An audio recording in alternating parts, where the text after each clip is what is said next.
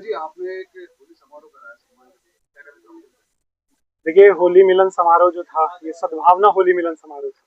और जिस तरीके से आप देखोगे, हमारे लोनी विधानसभा के अंतिम छोर तक एक एक व्यक्ति, मेरे बड़े सम्मानित बड़े बुजुर्ग और सर्व समाज के लोग जिस तरीके से हमारे परिवार से मिलने के लिए आए और मुझे आशीर्वाद देने के लिए आए, बहुत ही मन जिसे कहते हैं कि खुशी के साथ कहना चाहता हूँ कि ये आशीर्वाद इतनी छोटी उम्र में मुझे दिया, इसके लिए बहुत बहुत उनका शुक्रिया।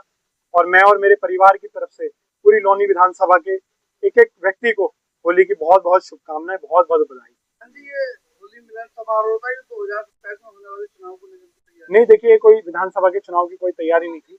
ये हमारे सर्व समाज के लोगों को सिर्फ मैंने जो न्योता भेजा। और आप देखोगे कि कोई ऐसी ग्राम से भी मेरे से कुछ दिन पहले भी एक प्रोग्राम हुआ है लोनी के अंदर, आप उस प्रोग्राम को उठा करके देख लेना और इस प्रोग्राम को देख लेना। कोई ऐसा व्यक्ति नहीं किसी ग्राम पंचायत का बचा होगा, ना किसी वार्ड का, कोई ऐसा कॉलोनी का, कस्बे का ऐसा कोई व्यक्ति नहीं होगा जो मुझे आशीर्वाद देने के लिए ना आया हो। क्योंकि अभी चर्चाएं रही ना, अभी स्टेज पर चर्चा रही चुनाव को लेकर के, तो अभी चुनाव की चर्चा की बात। वो चुनाव वो चुनाव की चर्चा नहीं थी, वो बड़े बुजुर्गों का आशीर्वाद था। वो लगातार अभी से नहीं, बहुत पुराने टाइम से मुझे चुनाव मिलता के है। अल्फाज भी नहीं हुए। नहीं, चुनाव का कोई अल्फाज नहीं, वो बड़े बुजुर्ग कई बार आशीर्वाद में कहते हैं। शायद मुझे, अगर उन्होंने उस लायक देखा होगा, लगातार जिस तरीके से मैं क्षेत्र में घूमता हूँ, तो शायद उन्हें लगा होगा कि बच्चा इस लायक है, तो उन्होंने आशीर्वाद के रूप में कहा होगा। बाकी कोई ये चुनाव का वो नहीं था, ये सिर्फ एक होली मिलन समारोह था। और उसके अलावा पार्टी आपको कहती है चुनाव में, क्या कहना? निश्चित रूप से समाज की सेवा करेंगे। और पार्टी अपनी समझ वो भी करती है। नहीं, हमारी पार्टी लोगों को इकट्ठा करने का काम करती है और पार्टियां तोड़ने का काम करती है।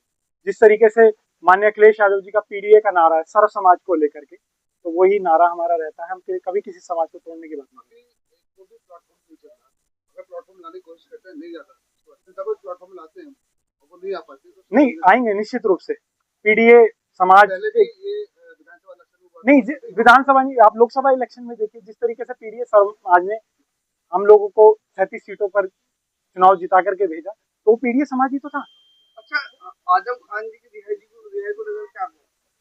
देखिए, आजम खान साहब निश्चित रूप से उनको न्याय मिलेगा। और हमको क्या, हमारी पूरी पार्टी को और एक एक कार्यकर्ताओं को न्यायपालिका पे पूर्ण रूप से भरोसा है।